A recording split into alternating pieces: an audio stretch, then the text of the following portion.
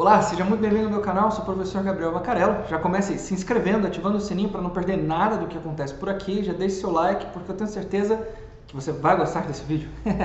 Muito bem, como diz o título aqui embaixo, eu estou falando hoje sobre um livro de um autor russo muito famoso, tenho certeza absoluta que você o conhece, chamado Fyodor Dostoiévski. A sua obra, a respeito da qual eu quero comentar um pouco hoje, é Noites Brancas, tá certo? Bem, o livro Noites Brancas é uma pequena novela, na verdade, bastante curtinha, com poucos personagens, poucos capítulos também, diferente das obras mais conhecidas de Dostoiévski, como, por exemplo, Crime e Castigo, que é uma obra enorme de quase 600 páginas, com uma infinidade de personagens, uma infinidade de lugares, uma infinidade de acontecimentos e inúmeros capítulos, além desses capítulos serem divididos em partes, ou seja, é uma obra muito mais complexa do que esta, curta, uma pequena novela de apenas 4 capítulos. Bem, o título se deve ao fato de que a história se passa numa cidade chamada São Petersburgo, na Rússia, ok? Lá no norte da Rússia, em que, nas noites de verão, acontece um fenômeno em que o sol demora muitas e muitas horas além do seu tempo para se pôr, o que significa que as noites são claras, as noites são brancas, tá certo? Portanto, são 4 noites em que o personagem principal, que é também, né, o narrador da história, que infelizmente não temos notícias de qual seja o seu nome, né, mas que conta a respeito de 4 noites em que ele sai para caminhar e ele se encontra com a segunda personagem da história, chamada Anastácia. Aqui no livro ela recebe um apelido, né? E o apelido é Nastienka, ok? Porque raios um russo daria um apelido de Nastienka para uma moça chamada Anastácia? Eu não sei, pergunte para os russos, ok? Tô brincando. O fato é que Nastienka é a personagem que interage então com o nosso narrador. Muito bem. Um breve comentário bastante importante a respeito do que eu estou fazendo aqui. A minha ideia não é comentar a respeito da história ou fazer indicação de alguma leitura, apesar de indicar, assim, muito fortemente a leitura deste pequeno livro de Dostoiévski. A minha ideia aqui é fazer com que você entenda algo a respeito da experiência humana do amor a partir desta obra, ok? Então, eu estou comentando Noites Brancas de Dostoiévski aqui neste vídeo para que você veja algo de como um homem, em uma determinada condição, experimenta uma determinada coisa como uma mulher. Em uma determinada condição, sob determinados pesos e anseios e assim por diante, experimenta uma outra determinada coisa. Tudo bem? Então, agora vamos aos dados importantes aqui do nosso livro, da nossa história. Como eu disse, são 2 personagens. Um é o narrador, que nós não temos notícias do nome, e o outro é Nastienka, né, ou Anastácia. Esses 2 personagens, eles têm algumas características. A primeira delas é que os 2 têm um drama pessoal bastante profundo, tá certo? O personagem principal, que é o nosso narrador, ele é um solitário, no sentido mais estrito, tá certo? Do que solitário poderia significar. Ele é um solitário, a tal ponto de que no início do livro ele começa a sua narrativa, tá certo? Narrando, né, a sua experiência enquanto sendo um senhor sozinho, um homem sozinho, né? É interessante porque, veja bem, ele diz o seguinte, né? Desde bem cedo de manhã, comecei a ser atormentado por uma incrível angústia. De repente, fiquei com a impressão de que eu, solitário, estava sendo abandonado por todos e de que todos estavam se afastando de mim. É claro que qualquer um que tem o direito de perguntar, mas quem são esses todos? Porque já faz 8 anos que eu moro em Petersburgo e não consegui fazer quase nenhuma amizade. Mas por que é que deveria? E mesmo sem isso, conheci toda Petersburgo. Assim, tive a impressão de que todos tinham me abandonado quando toda Petersburgo se levantou e de repente partiu para Datia. Bom, Datia é fazenda, campo, enfim, não importa tanto.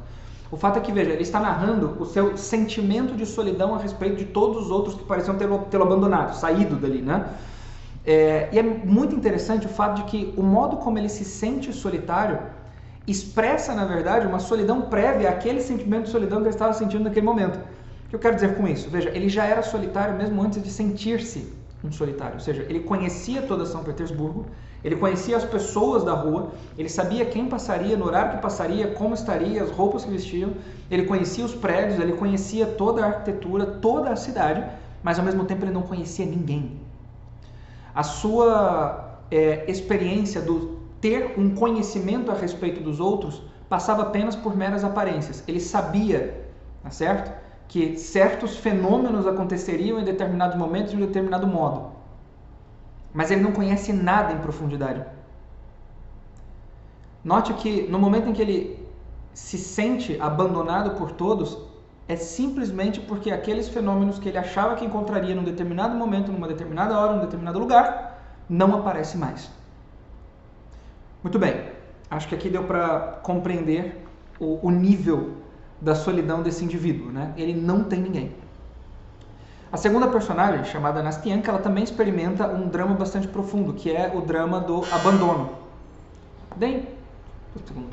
A segunda personagem, chamada Nastianka, também experimenta um drama bastante profundo, que é o drama do abandono. Então, ela havia se apaixonado há alguns meses atrás, mas exatamente um ano atrás, feito um combinado com um indivíduo para que um ano depois eles se encontrassem mais uma vez para, enfim, contraírem matrimônio e ela conseguir a sua tão sonhada liberdade, né? E aí, para vocês entenderem, eu recomendo que leiam.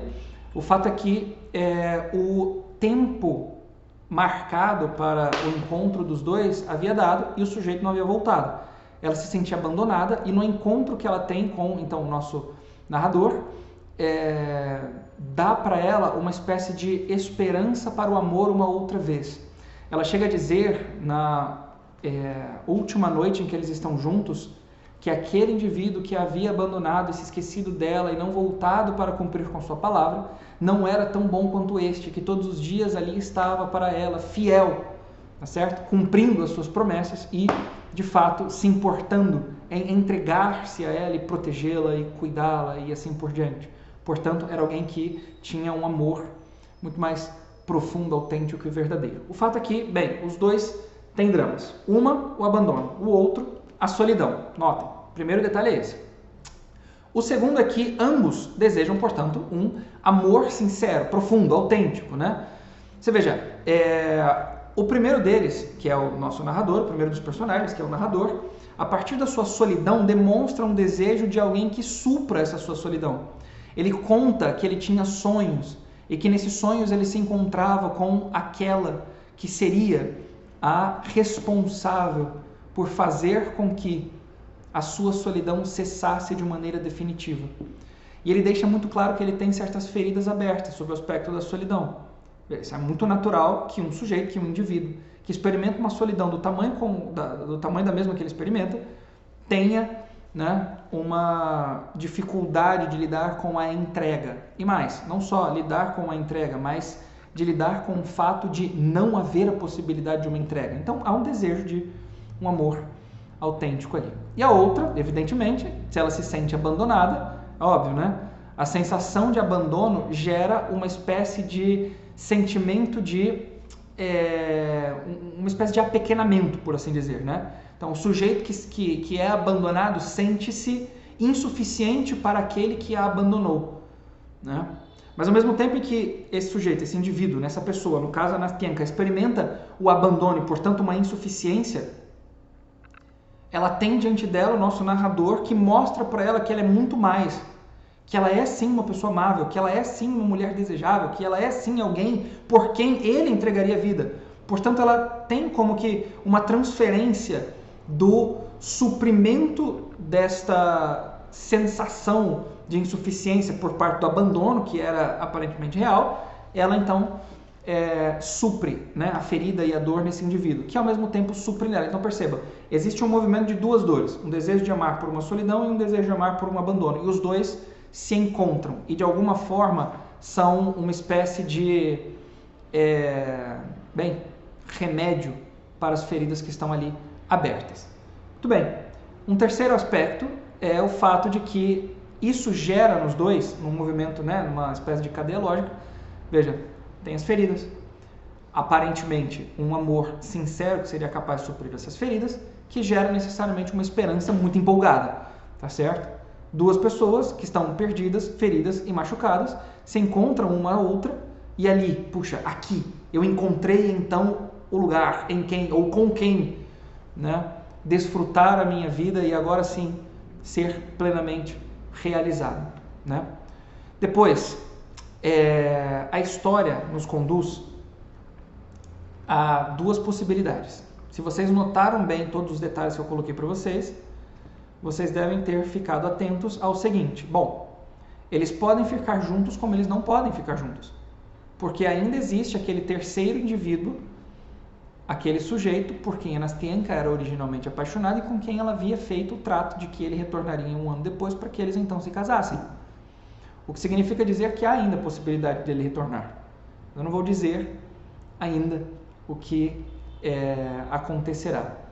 O fato é que o narrador, então, experimenta, além de um amor que seria o suficiente para suprir aquela solidão, uma insegurança, pela impossibilidade de suprir aquela sua solidão, porque haveria uma correspondência entre aquele primeiro amante e esta sua amada, ok? A qualquer momento ele pode voltar, afinal de contas. E como fico eu? Bem, retorno para minha solidão. Veja que o livro termina num sentimentalismo extasiante, assim, né? Por fim, Nastenka julga que não haverá possibilidade do outro retornar e que, portanto, né? Veja, se o outro não retorna, o que acontece? Pelo menos eu tenho você. E aí então eles se declaram, colocam sentimentos e assim por diante. Bem, o que acontece no fim eu não quero dizer porque eu realmente gostaria que vocês lessem, mas o que acontece é que, e a respeito do que eu queria comentar agora é o seguinte: olha, quando nós, veja, nos aproximamos de alguém a quem amar, ok? Uma pessoa disposta ao amor, estando nós também dispostos ao amor, se não houver uma atenção dedicada às feridas que precedem o encontro dos dois, haverá uma ferida ainda maior sendo aberta no coração de ao menos uma das partes. Veja, o amor é uma realidade que, evidentemente, assim, ele pode curar qualquer coisa, né? E quando eu digo amor, eu espero que vocês entendam amor enquanto algo que é transcendente, né? Algo que ultrapassa os limites da matéria, algo que ultrapassa o sentimento, algo que vai além de mero estímulo, algo que vai além de mera reação a algo que é gostosinho, divertido e assim por diante. Mas o amor, no seu sentido mais pleno e puro, no sentido mais espiritual, de uma decisão autêntica e existencial de dedicar-se a servir o outro, num amor de benevolência, de querer o bem dele independente, né? De qualquer coisa que eu tenho que fazer para que ele fique bem. Esse é o amor no sentido mais pleno e autêntico. Então, quando nós temos este amor envolvido, é evidente que isso pode curar qualquer coisa. Mas quando nós temos uma ferida que manifesta uma aparência de amor, que é em verdade um sentimentalismo que funciona como uma espécie de... É interessante porque, no fundo, todo esse sentimentalismo, toda essa declaração, toda essa ânsia, esse extasiar-se, esse, né, pseudo-amor que eles experimentam naquele momento, ao menos que uma das partes experimenta naquele momento, não é mais do que um simples... veja, bem, remédio que cura o sintoma, né? Mas que não toca na causa dele,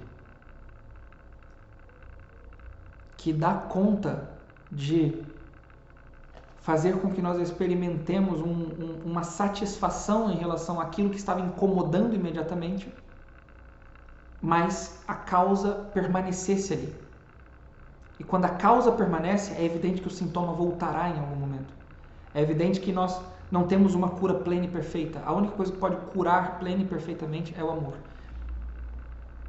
E adianto que isso não é experimentado no sentido pleno, apesar de ser algo que eles anseiam, mas não tem vamos dizer, maturidade suficiente para alcançá-los.